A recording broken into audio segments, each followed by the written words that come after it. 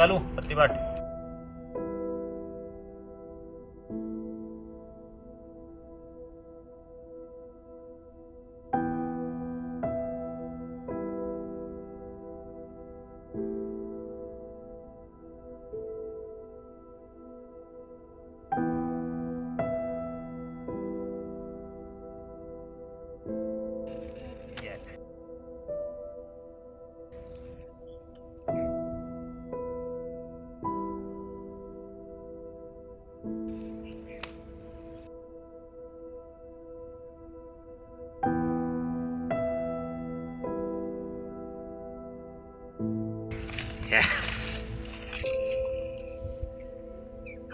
इस बार भी जीत गया मैं।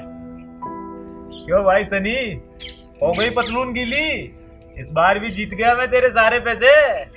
सूरज भैया, मैं साइकिल तो पहले ही हार गया था और अब ये बचे कुचे पैसे भी हार गया। अब तू एक बात बता, साइकिल हार गया तो स्कूल कैसे जाएगा?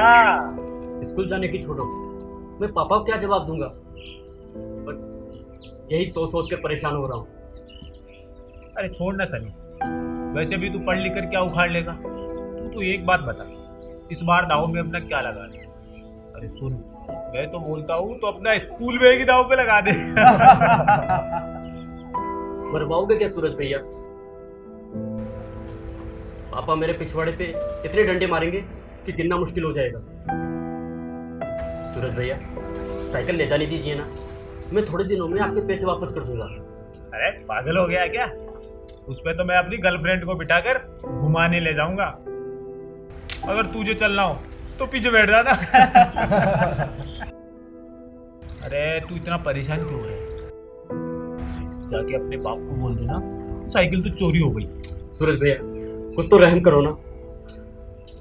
चलो रे चलो, पत्ते बांटो। और तू सनी, जा पैसे लेके आ, फिर अपनी साइकिल ले। सूरज भैया, पापा ने बड़ी मेहनत करके ये साइकिल मुझे दी ताकि स्कूल जाने में मुझे देरी ना हो। अब मैं पापा को क्या जवाब दूंगा? मतलब तुझे अपने बाप से बचने के लिए साइकिल वापस चाहिए? हाँ सूरज भैया, आप साइकिल वापस कर दो तो मैं जल्दी आपको पैसे लौटा दूंगा। सुन, तुझे साइकिल भी मिलेगी और तू दाव भी लगाएगा। मैं तुझे 10,000 रुपये देता हूँ, लेकिन मेरे भाई जो मैं बोलूँगा वो तुझे करना पड़ेगा। हाँ सूरज भैया, मुझे मंजूर है। तो चल ठीक है, मैं तुझे पैसे देता हूँ, चल।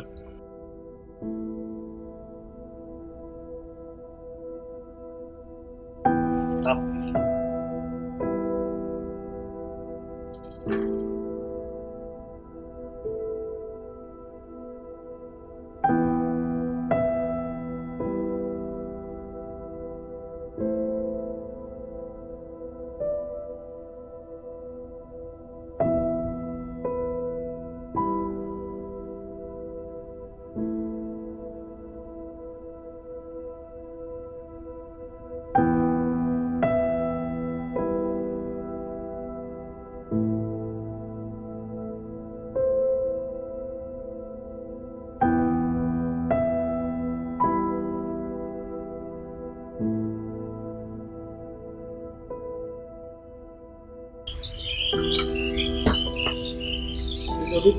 जलेबी आप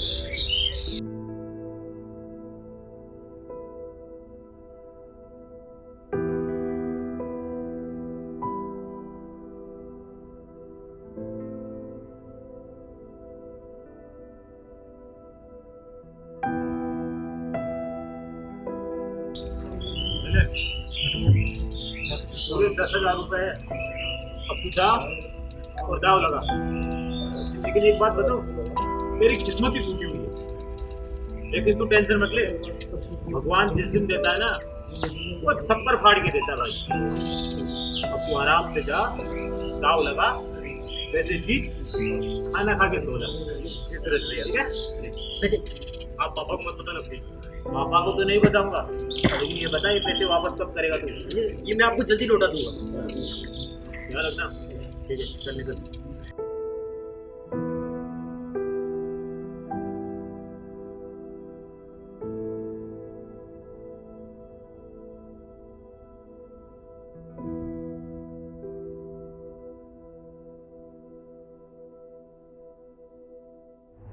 लाट साहब मुझे तुम लोग की जान के सूखती है। मैं मेहनत करता हूँ, पसीना बहाता हूँ। अरे बेईमानी तो करते हो तुम लोग, बताओ ना लोगों को। दोस्त के पीठ में छुरा मारते हो। अरे कि मेरी से बेईमानी नहीं करी होती ना तो देखता तेरी औकात क्या है। बस करो पापा, चलो अंदर, अंदर चलो। अरे बेटे नहीं, इसको ऐसे ही सबक सिखाना पड़ेगा। दोस्ती के नाम पे तेरे बाप को बर्बाद कर दिया इसने, इसको तो भगवान भी माफ नहीं करेगा। अरे कोसना है तो अपने आप को कोसो, हमें क्यों कोस रहे हो? भगवान हमें क्या तुम्हें भी माफ नहीं करेगा। जिंदगी भर ऐसे ही रहोगे जैसे हो। पापा छोड़ो ना, इन घटिया लोगों की क्या मुंह लगना। छाया, तुम ज्यादा बोलने की कोशिश मत करो। जैसे मैं अपने पापा को समझाने की कोशिश कर रही हूँ वैसे तुम भी करो। और देखो, ज्यादा बोलोगी तो अच्छा नहीं होगा। अरे क्या अच्छा नहीं होगा, तुम तो चुप ही रहो। क्या करोगी तुम हमारे छाया के साथ? अरे तुमको गायब करवा देंगे, पता भी नहीं चलेगा कहाँ गायब करवा दिया। देख बेटा सनी, ये तेरी बहन को गायब करवाने के लिए कह रहा है। अरे समझा दे इसे, नहीं तो अनर्थ कर दूंगा। ये क्या ड्रामा लगा रखा है आप सबने? कोई किसी से कम नहीं है। तो तू क्या चाहता है ये बता दे। इसकी वजह से हम घर में चुप के बैठ जाएं? अरे तेरे को पता नहीं है, इस विनोद की वजह से तेरे बाप की हालत हुई है। जानता हूँ पापा, सब कुछ जानता हूँ, लेकिन यूं आपस में लड़ना अच्छी बात नहीं है। और आप भी चाचा जी, ये छोटी छोटी बातों पर मत लड़ा करिए। अरे ये ज्ञान अपने बाप को देना। अरे सूरज बेटा, तू कहाँ चला गया था? समझा दे इन लोगों को, ये लोग अपने हरकतें सुधार लें, नहीं तो अंजाम कुछ और ही होगा। ऐसा नहीं, सुन रहा है ना मेरे पापा ने क्या कहा? हाँ भैया सुन रहे हैं। हाँ तू सबको लेके घर के अंदर जा, और ये नाटक दोबारा नहीं होना चाहिए। हाँ हाँ भैया, अब नहीं होगा। दुश्मन के बेटे को भैया भैया कहता है। आज क्या हो गया? आज क्यों तू आज बात नहीं कर रहा? आज कैसे दब गया तेरी आवाज? मुझे सब पता है पापा, लेकिन ये रोज रोज लड़ना अच्छा नहीं लगता। सपना दीदी, आप ही समझाओ ना पापा को। पापा को तो हम समझा लेंगे,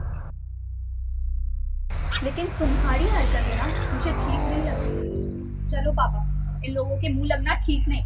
बर्दाश्त की भी हद हो गई है। मैं जा रहा हूं,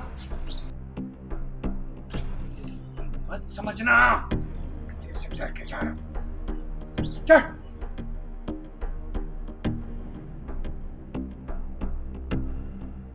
छाया, तो पापा को लेके अंदर जा, मैं जरा इनके लौंडे को समझा के आता हूँ। सिर्फ लौंडे को नहीं सूरज, इनके पूरे खानदान को समझा के आना। कह देना इनको दुश्मनी हमसे बहुत महंगी पड़ेगी। ठीक है पापा, अब अंदर जाओ अभी।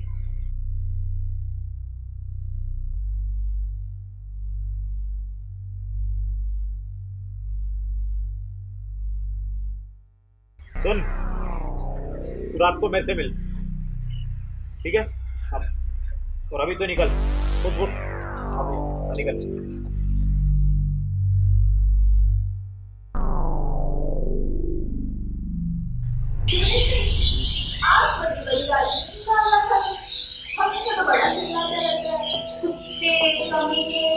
मैं तेरा खून पी जाऊंगा। और कितना खून पिलाओगी दीदी? इंसान हूँ, ड्रेकुला नहीं।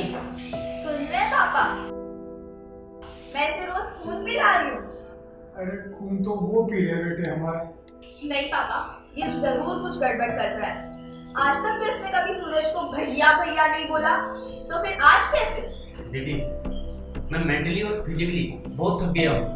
तो कुछ खाने का है तो दे दो, मैं तो हवाई पी लूंगा। तू जा, हवाई पी, नहीं है कुछ। देखिए ना पापा, दीदी ने नाक में दम करके रखा है। अब मेरी भूख का सूरज भैया, मेरा मतलब सूरज के बच्चे से क्या लेना देना? वो तो आप लोगों का प्यार मुझे रोक लेता है, वरना उस सूरज के बच्चे तो ऐसा सबक सिखाता कि उसे उसकी नानी याद आ जाती। हाँ नहीं बेटे, अब देख ले देख, तू ही तो एक बेटा है हमारा, और तेरे कुछ हो गया तो हम क्या करेंगे? बस धमकी देने से काम चलता है तो ठीक रहेगा ना? ये ले देकर एक ही बेटा है का क्या मतलब है पापा आपका? हम बेटी है तो क्या हमारी कोई कीमत नहीं? अब तू भी बेटी बात को कहां से कहां ले जा रही है? दीदी अभी इमोशनल ड्रामा बंद करो। ले देखे अब आप भी तो मेरी इकलौती बहन है, और मैंने कहा ना कि आप दोनों का प्यार ही मुझे रोक लेता है, वरना उस सूरज के बच्चों को मैं सबक सिखा के देता। नहीं, हमारा प्यार अब तुझे नहीं रोकेगा। जा उस सूरज को, उसके खानदान को और उसके खानदान के खानदान को सबक सिखा कर। मैं देख कितना बहादुर है। कैसी बहन है आप? अपने छोटे भाई को गलत रास्ते पर जाने के लिए कह रही हो। और ये प्यार का नाटक ना बंद कर, सब समझते हो। अभी जो भूख लगी है ये जाके जल्दी जल्दी मैं कुछ नहीं देने वाली। दीदी खाना दो ना। ऐसा नहीं, सुन, आज तेरी बहन ने तेरे लिए मूंग का हलवा बनाया है, जा खा ले। वैसे एक बात बताऊं तेरे को, उस सूरज ने और उसके बाप ने मिलकर तेरे बाप की जो हालत की है ना, तू नहीं जानता। जो आज तेरे बाप की हालत हुई उस विनोद की वजह से हुई। बेटे हिम्मत से काम लेना और बदला जरूर लेना। कभी नहीं भूलूंगा पापा, और इस जन्म में तो बिल्कुल ही नहीं। दुश्मनी जमकर निभाएंगे। पापा, आपका बेटा आपकी नाक नहीं कटने देगा। अब सनी हमारी मुट्ठी में है। भैया पानी। ऐसा क्या किया भैया आपने? सनी आपकी मुट्ठी में आ गया है। उसे जाने दे छाया, देखना एक दिन सनी हमारे लिए अपने घर वालों से भी लड़ बैठेगा। वो सनी है ना, उस सपना से भी लड़ेगा ना, तो मुझे बड़ा मजा आएगा। तू एक काम कर, अभी तो अंदर जा और मेरे लिए कुछ खाने को लेके आ।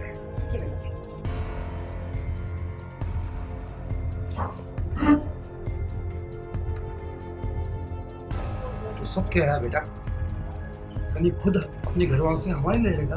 तो क्या आपको अपनी बेटी पे शक है? नहीं, तो ऐसा कुछ नहीं। तो मेरा खेल देखते जाइए आप। हाँ बेटा सूरज, इनका कुछ ना कुछ करना पड़ेगा।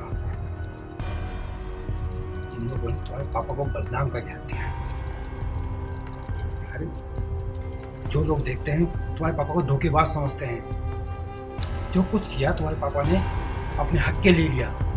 मैंने कहा ना पापा, मैं उनका ऐसा इलाज करूंगा कि लड़ना तो दूर, उनकी हिम्मत भी नहीं होगी अपने घर की तरफ आंख उठाकर देखने की। मुझे तुम पर नाज है बेटा, जाओ खाना खा। नमस्कार, मैं अरुण कुमार, पुलिस डायरी के इस शो में आप सभी का स्वागत करता हूँ।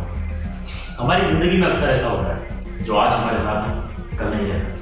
कभी लालच किसी रिश्ते के बीच में दीवार बनकर आ जाता है, तो कभी बहुत कुछ पाने की ख्वाहिश है। फिर शुरू होता है एक दूसरे को नीचा दिखाने का सिलसिला, एक दूसरे को धमकी देने का सिलसिला। आज सुरेश और विनोद के घर पे भी ऐसा ही चल रहा है। दोनों बेस्ट फ्रेंड हुआ करते थे, दोनों की दोस्ती की चर्चा सभी किया करते थे, दोनों बिजनेस भी साथ करते थे, और यहाँ तक कि शादी भी एक दूसरे की पसंद की लड़की से की। लेकिन आज दोनों एक दूसरे को नीचा दिखाने का बिल्कुल भी मौका नहीं छोड़ते। तो बड़ों के बीच की लड़ाई, तो परिवार के बच्चों के बीच साजिश का कारण होती है। सनी को जुआ खेलने के लिए सूरज का पैसा देना किसी साजिश का हिस्सा है। अगर ऐसा है तो सूरज ने क्या सोच के ऐसा किया, चलिए देखते हैं।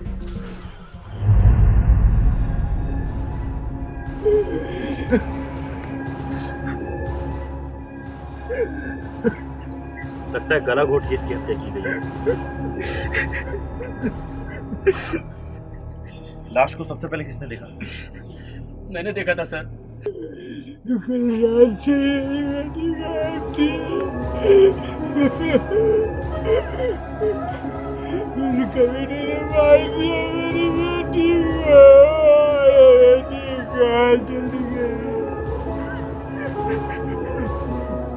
क्या लगता है किसने किया होगा इसे? वही विनोद बंसल का परिवार। विनोद बंसल कौन है ये? कहाँ रहता है? खुल के बताओ। हमारे घर के सामने वाले घर में ही तो रहता है। ऐसा क्यों लग रहा है कि उन्होंने इसको मारा है?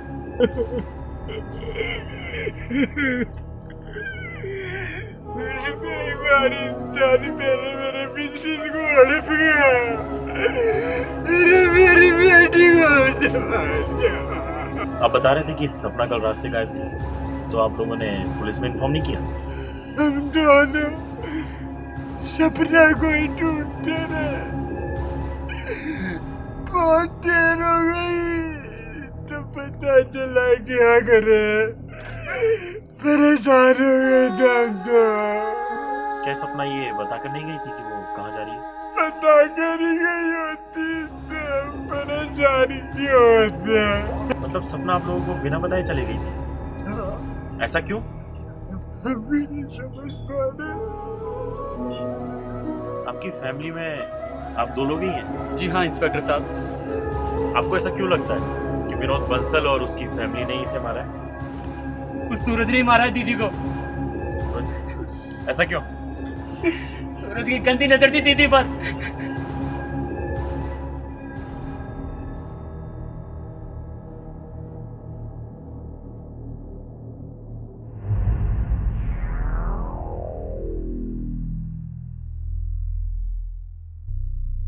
विनोद जी,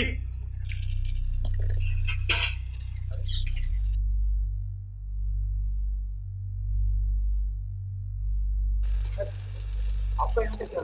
एक मर्डर के सिलसिले में आपसे बात करनी है। आपको तो पता ही होगा कि सुरेश दुबे की बेटी सपना का कत्ल हो गया। हाँ इंस्पेक्टर साहब, पता चला। तो वहाँ गए क्यों नहीं आप? जाऊंगा, इस दुख की घड़ी में नहीं जाऊंगा तो कब जाऊंगा इंस्पेक्टर साहब? हर दिन के झगड़े का आखिर आप सबने मिलकर अंत कर ही दिया। अंत कर दिया? अंत कर दिया? किसने अंत कर दिया? कहना क्या चाहते हो इंस्पेक्टर साहब आप? सूरज नाम है ना तेरा, सपना को बहुत परेशान करता था तू। ये क्या बोले जा रहे हैं इंस्पेक्टर साहब आप? ये सब झूठ है।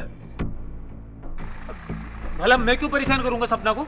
तो सच क्या है वो बता। मुझे क्या पता, ये तो आप लोगों का काम है ना, सच का पता करना।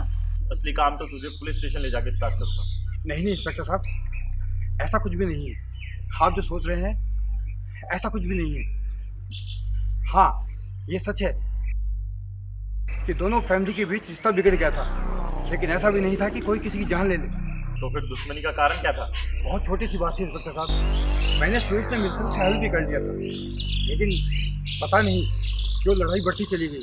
वो सब तो ठीक है, सच का पता तो हम लगा ही लेंगे। तब तक के लिए हमें सूरज को पुलिस स्टेशन लेके जाना है।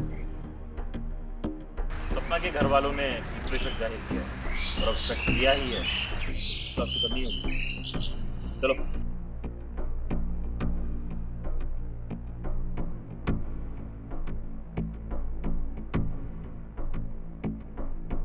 क्या हुआ, मुंह खोला उसने? खोला तो है सर, लेकिन वो बार बार एक ही बात दोहरा रहा है कि मैंने सपना के साथ कुछ नहीं किया। लेकिन हाँ, ये बोल रहा है कि मैंने सपना को परेशान जरूर किया, लेकिन मर्डर नहीं। लेकिन एक नई बात का पता चला है। क्या? सपना के भाई सनी को उसने 10,000 रुपये दिए थे। ऐसा क्यों? जुआ खेलने के लिए सर। बता रहा था सनी कल जुआ में अपनी साइकिल हार गया और सूरज ने उसे 10,000 रुपये दिए थे और वो भी हार गया। तो सपना के मर्डर का इससे क्या मतलब है? मर्डर नहीं सर, सूरज का कहना है 10,000 रुपये देने से बचने के लिए सनी उस पर सपना के मर्डर का इल्जाम लगा रहा है। सबसे पहले तो उन लोगों को अरेस्ट करो जो जुआ खेल रहे थे, उठा के लाओ सबको। और रही बात सूरज की, तो ये मान भी लेते हैं कि वो सच कह रहा है, फिर भी मर्डर तो किसी ने किया है। मुझे तो लग रहा है कि ये प्यार का मामला है। हो सकता है सर, इस एज में बच्चे अक्सर ऐसी गलतियां करते हैं और हो सकता है सपना का भी कोई बॉयफ्रेंड हो। सबसे पहले सपना के मोबाइल का सीरिया निकलवाओ, उससे हमें बहुत कुछ पता लग सकता है। ठीक है सर, लेकिन सूरज का क्या करें? उसको अभी यही आराम करने देते हैं, वो ज़रूर हमसे कुछ छुपा रहा है। सनी को 10,000 रुपये देने वाली बात भी मेरे समझ में नहीं आ रही सर। सर, दोनों फैमिली में इतनी दुश्मनी है कि वो एक दूसरे को देख नहीं सकते, पसंद नहीं करते, फिर भी दोनों घर के बच्चे एक जगह बैठकर जुआ खेलते हैं। इस बात में कितनी सच्चाई है हम सनी से जानेंगे, लेकिन कहीं ऐसा तो नहीं कि सनी ने ही सपना का मर्डर किया? आपको ऐसा क्यों लग रहा है सर? हो सकता है कि उसे 10,000 वाली बात पता लग गई हो। सनी नहीं चाहता हो कि उसके घर वालों को कुछ पता लगे, खासकर उसके पेरेंट्स को। हो सकता है सर। तो चलो, वे सनी का सच उसी की जुबान में सुन लेते हैं। ठीक है सर।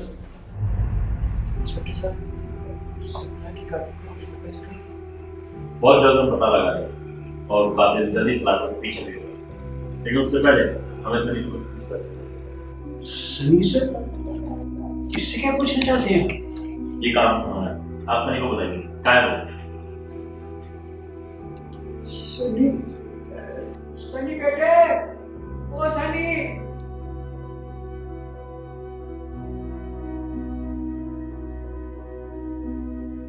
सनी, तुमने सूरज से 10,000 रुपये लिए थे। क्या? सूरज से 10,000 रुपए? क्यों? तुमने 10,000 रुपए लिए? इंस्पेक्टर साहब, सूरज की क्या औकात है जो हमारे बेटे को 10,000 रुपए दे? ये जुआ कब से नहीं है तुम्हारे जुए के अड्डे को हमने पूरी तरह से सील कर दिया और तुम्हारे जो साथी है हवालात में बदल गए। जुआ? सनी, ये क्या बोल रहे हैं इंस्पेक्टर? जुआ खेल रहा तू?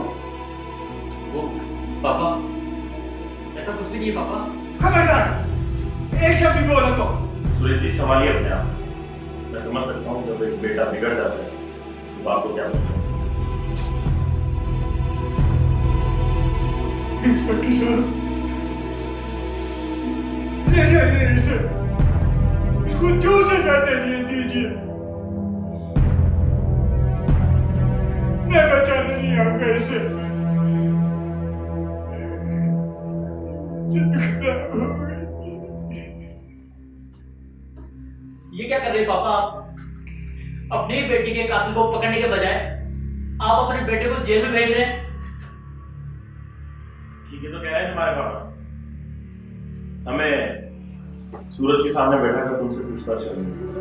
हमें शक है, और शक ही नहीं पूरी तरीके से यकीन है कि तुम्हें 10,000 रुपये अपनी बहन सपना को मारते। चलो चलो।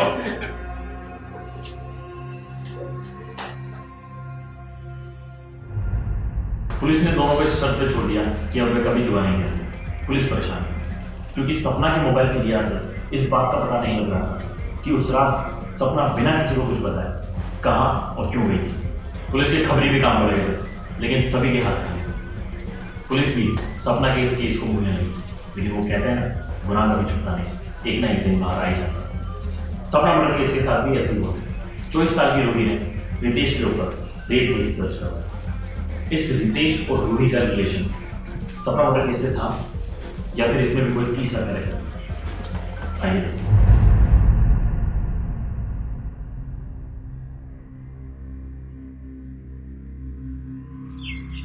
हमें कुछ पूछताछ करनी है।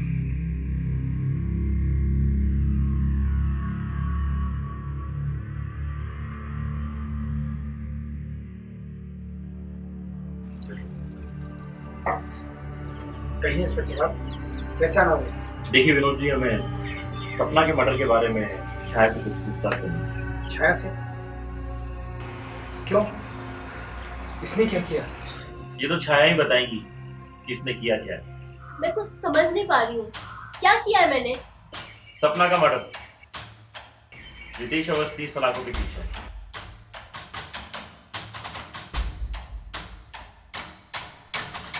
और अब ये मत कहना कि मैं जानती नहीं। तुम अपना मुंह खोलोगी या हम पुलिस स्टेशन ले जाके अपने तरीके से मुंह खोलेंगे? देखो, बचने का कोई रास्ता नहीं है तुम्हारे पास। और तुम रितेश के लिए जूही को भी मारने की कोशिश कर रही थी। हाँ,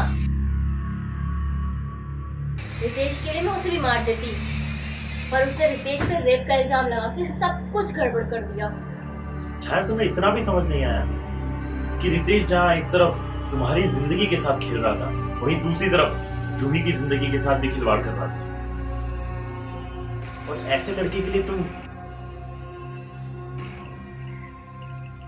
लेकिन मुझे एक चीज समझ नहीं आ रही कि इन सब का सपना से क्या ताल्लुक है?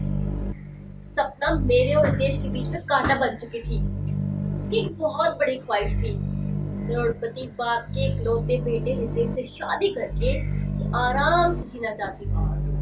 सच कहूं तो सपना रितेश के लिए भी सरदर्द बन चुकी थी। रितेश तो खुद उससे पीछे छुड़वाना चाहता था। क्या इस मर्डर में रितेश का भी हाथ था?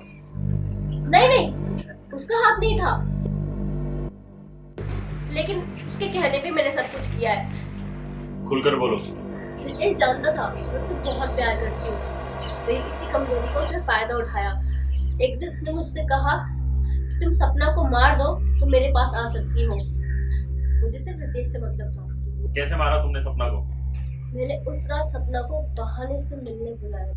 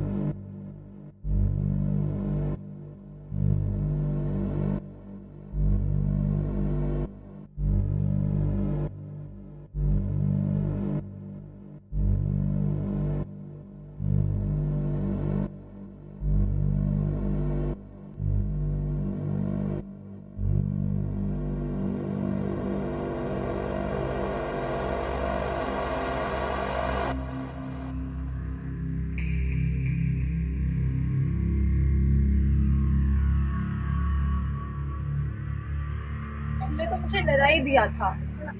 कहो, क्यों बुलाया तुमने मुझे यहाँ? मेरे और रितेश के रास्ते से हट जाओ। रितेश के रास्ते से हट जाऊं? तुम्हें पता भी है मैंने रितेश को पाने के लिए कितने जतन किए? तुम्हारा दिमाग खराब हो गया है। लेकिन अब वो तुमसे छुटकारा पाना चाहता है। छुटकारा? रितेश मेरे बिना रह भी नहीं सकता और तुम छुटकारे की बात कर रही हो? अब रितेश सिर्फ मुझसे प्यार करता है और मैं भी उससे बहुत प्यार करती हूँ। और अब मैं तुम्हें एक एडवाइस देना चाहती हूँ कि मेरे और रितेश के रास्ते से हट जाओ। तुम्हारी इच्छा यही है ना, उसकी करोड़ों की प्रॉपर्टी पर अय्याशी करना? और तुम्हारी ख्वाहिश क्या है? हाँ, उसके साथ भजन गाने की? नहीं, बिल्कुल नहीं। लेकिन मैं तुम्हारी तरह उसकी प्रॉपर्टी के लिए उससे प्यार नहीं करती हूँ। औकात देखिए अपनी, लेकिन नौकरानी नहीं लगती तुम उसकी। अपनी जुबान को लगाम दो। तुम अपनी जुबान को लगाम दो, समझे?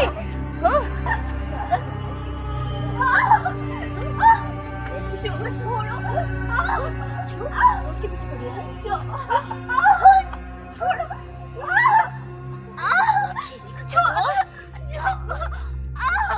छोड़ो मुझे। छोड़ो। समझ में आया?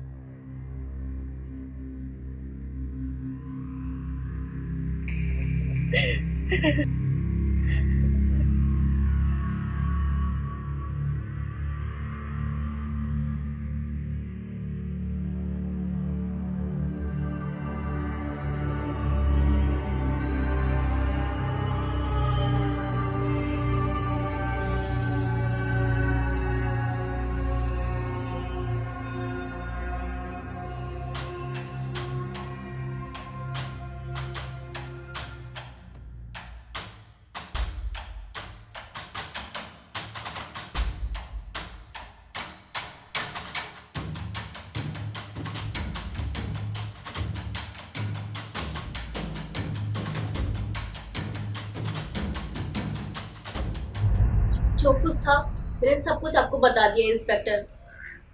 अब आपको जो सही लगे आप वैसा कर सकते हैं। विनोद जी, ये सब आपकी परवरिश का ही नतीजा है। अगर आपने अपने बच्चों को अच्छे से परवरिश नहीं होती है तो आज ये दिन देखना नहीं पड़ता। बच्चों के लिए माँ बाप का प्यार क्या गलत होगा इंस्पेक्टर? सभी माँ बाप अपने बच्चों से प्यार करते हैं। पता नहीं मुझसे क्या गलती हो गई। पापा, दोष ना आपकी परवरिश में था ना आपके प्यार में। गलती तो हमारी सोच की है पापा। हमें भटक गए थे पापा, हमें माफ कर दीजिए। माँ बाप का प्यार कभी गलत नहीं होता। हमें माफ कर दीजिए पापा, हमें माफ कर दीजिए। हमें माफ कीजिएगा, हमें चाय को लेके जाना है। अभी कुछ ही देर में लेडी कांस्टेबल आती होगी। जैसा आप ठीक समझ इंस्पेक्टर, मैं तो जिंदगी से हार चुका हूँ। ख्वाहिश उम्मीद हो सकते हैं कि जिंदगी के कुछ ऐसे रंग हैं जिनमें गलत कदम पूरी जिंदगी की परिभाषा होती है। माना कि आज के ज़माने में जिंदगी सरल नहीं है, लेकिन उसे सरल बनाना आपके अपने नजरिए पर डिपेंड करता है। उम्मीद करता हूँ कि आपको ये एपिसोड पसंद आया होगा। मिलते हैं अगले एपिसोड में, तब तक के लिए जय हिंद।